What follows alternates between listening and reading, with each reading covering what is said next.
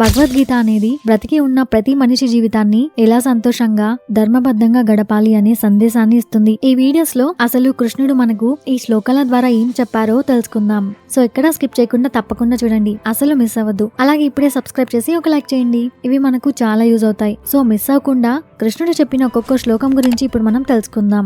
ఇక అధ్యాయం 2 70వ శ్లోకం గురించి తెలుసుకుందాం. ఈ శ్లోకం యొక్క అర్థం ఏంటంటే, నిరంతరం నీటితో నిండి ఉన్న సముద్రం నదులన్నీ వచ్చి చేరినా తన స్థానం చెదరకుండా ఎలాగైతే నిశ్చలంగా పొంగిపోకుండా ఉంటుందో, అలాగే మనకు ఉన్న అన్ని రకాల కోరికలు అంటే ఇంద్రియ సుఖాలు తమంతట తాము వచ్చి చేరిన ఏ వ్యక్తి అయితే ఆ కోరికల పట్ల చెలించకుండా స్థిరంగా ఉంటాడో ఆ వ్యక్తి మాత్రమే నిజమైన శాంతిని పొందుతాడు. అంటే స్థితప్రజ్ఞుడి మనసు సముద్రం వంటిది. ఎన్ని కోరికలు వచ్చినా వాటికి లొంగిపోకుండా తన అంతర్గత ప్రశాంతతను కాపాడుకుంటూ ఉంటాడు.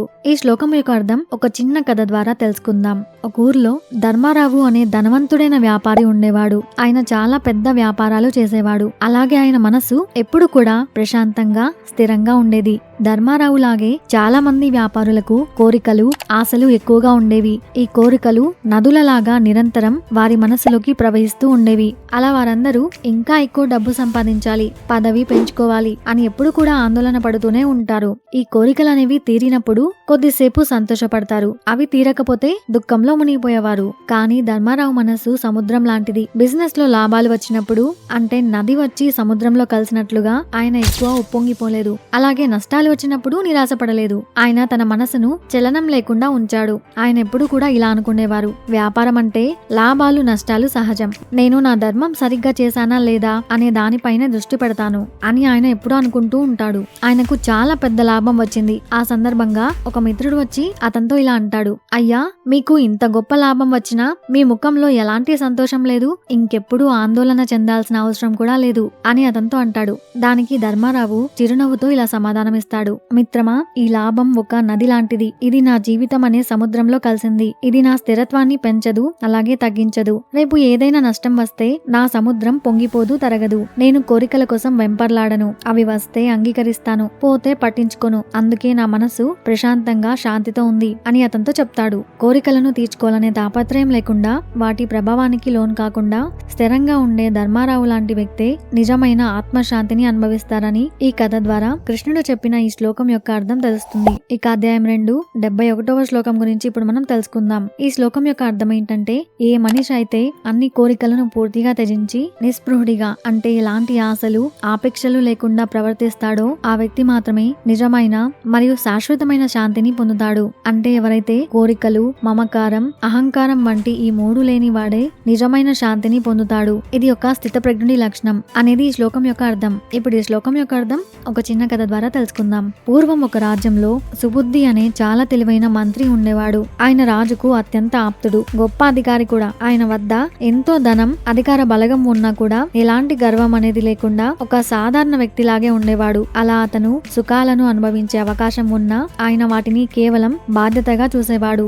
అలాగే రుచికరమైన ఆహారం ఉంటే ఆస్వాదించేవాడు, లేకపోతే సాధారణ ఆహారం తినేవాడు. నాకు ఇదే కావాలి అనే కోరిక ఆయనలో ఎప్పుడూ ఉండేది కాదు. అలా ఆయనకు కోరికల పైన ఎక్కువగా మమకారం ఉండేది కాదు. అలా ఒకసారి ఆయన రాజ్యాన్ని శత్రువులు వచ్చి దాడి చేస్తారు. అప్పుడు అతను ఏమాత్రం బాధపడకుండా సైనికులతో ఇలా చెప్తాడు, మిత్రులారా, నష్టం జరిగినందుకు విచారించకండి. అవి కేవలం వస్తువులు. ఈ దేహం కూడా ఒక వస్తువు లాంటిదే. నా ఆత్మకు ఈ వస్తువులకు ఎలాంటి సంబంధం లేదు. అవి పోయినందుకు నా శాంతి ఏమాత్రం తగ్గలేదు, ఎందుకంటే వాటిపై నాకు మమకారం లేదని చెప్తాడు. అలాగే ఇంకోసారి యుద్ధంలో రాజ్యం గెలుస్తాడు. దానికి అందరూ అతన్ని పొగుడుతూ ఉంటారు. అప్పుడు కూడా ఆ మంత్రి గర్వంగా ఉండకుండా ఆ మహారాజుతో వినయంగా ఇలా చెప్తాడు, మహారాజా, నేను కేవలం మీ సేవకుడిని. ఈ విజయం మీ ధర్మం, సైనికుల పరాక్రమం, భగవంతుని కృప వల్ల వచ్చింది. నేను చేశాను అని అనుకోవడం అది నా అహంకారం అవుతుంది. నేను కేవలం నా కర్తవ్యాన్ని చేశాను అని ఏమాత్రం రాజు పొగిడినందుకు పొంగిపోకుండా సమాధానం చెప్తాడు. అది విని అక్కడున్న వారందరూ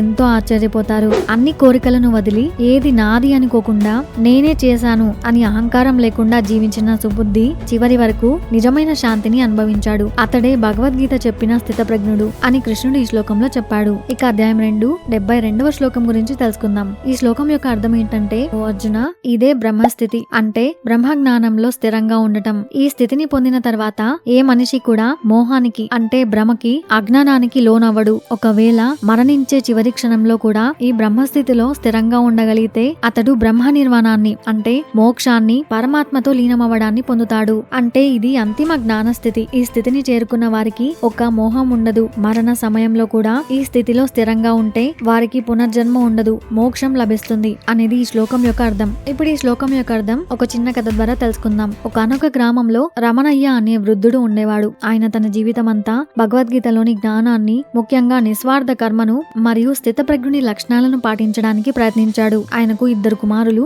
కుమార్తె ఉన్నారు. రమణయ్య జీవితంలో ఎప్పుడూ తన సంపద, పేరు, బంధువుల పట్ల మమకారాన్ని పెంచుకోలేదు. అవసరమైతే అందర్నీ ప్రేమగా చూసుకునేవాడు. కానీ ఇది నాది అని ఎప్పుడు కూడా అనుకోడు. ఆయన తన మనస్సును సముద్రంలా స్థిరంగా ఉంచుకున్నాడు. కోరికల వెంట పరుగెత్తలేదు. అలా అతన్ని చూసిన ప్రజలు ఆయనను బ్రహ్మజ్ఞాని అని పిలిచేవారు. అలా ఆయన జీవితం ఉండేది. అలా ఒకరోజు రమణయ్య ఆరోగ్యం క్షీణిస్తుంది. ఆయన ఆఖరి రోజులు సమీపించాయి. ఆయన కుటుంబ సభ్యులు, బంధువులు అందరూ చుట్టూ చేరి ఏడవడం మొదలుపెట్టారు. కుమారులు కన్నీరు పెట్టుకుంటూ, నాన్న, మా పరిస్థితి ఏమవుతుంది? మాకు మార్గదర్శనం ఎవరు చేస్తారు అని బాధతో అడుగుతూ ఉంటారు. సాధారణంగా మరణించే వ్యక్తి తన సంపద, కుటుంబం గురించి చింతించి ఆ మోహంలో ఇరుక్కుపోతాడు. కానీ రమణయ్య ముఖంలో ఎలాంటి భయం, చింత లేదు. ఆయన చాలా ప్రశాంతంగా ఉంటాడు. అది గమనించిన అక్కడున్న తన గురువు రమణయ్యను చూసి, రమణయ్య, ఈ క్షణంలో మీ మనస్సు ఎక్కడ ఉంది అని అడుగుతాడు. అప్పుడు రమణయ్య నెమ్మదిగా కళ్ళు తెరిచి చిన్నగా నవ్వుతూ, గురువర్య, నా మనస్సు ఎప్పుడో బ్రహ్మస్థితిలో స్థిరపడింది. ఈ శరీరం ఒక వస్త్రం లాంటిది. ఇప్పుడు ఆ వస్త్రాన్ని విడిచిపెడుతున్నాను. ఇక్కడ బంధాల గురించి మోహం లేదు, పోతున్నందుకు భయం లేదు అని సమాధానమిస్తాడు. అది విని అతని గురువు అక్కడున్న వారితో ఇలా చెప్తారు, శిష్యులారా, ఇదే అర్జునుడికి కృష్ణుడు చెప్పిన బ్రహ్మ నిర్వాణ స్థితి. ఈయన అంతిమ క్షణంలో కూడా తన స్థిరత్వాన్ని కోల్పోలేదు. అందుకే ఈయన మోక్షాన్ని పొందుతారు అని తనతో వచ్చిన శిష్యులకు చెప్తారు. ఈ శ్లోకం యొక్క ముఖ్య ఉద్దేశం ఏంటంటే, జీవితమంతా జ్ఞాన మార్గంలో నడిచి మరణ సమయంలో కూడా మోహం అంటే ఎక్కువ ఇష్టం లేదా ప్రేమ అనేవి లేకుండా స్థిరమైన ప్రశాంత చింతతో ఉండేవారు మోక్షాన్ని పొందుతారని ఈ కథ తెలియజేస్తుంది. ఇక ఇదే గీతలోని 2వ అధ్యాయం యొక్క చివరి శ్లోకం. ఇక నెక్స్ట్ వీడియోస్ లో గీతలోని 3వ అధ్యాయంలోని శ్లోకాలను కంటిన్యూగా తెలుసుకుందాం. సో సబ్స్క్రైబ్ చేసుకోవడం మాత్రం మర్చిపోకండి. Thank you for watching.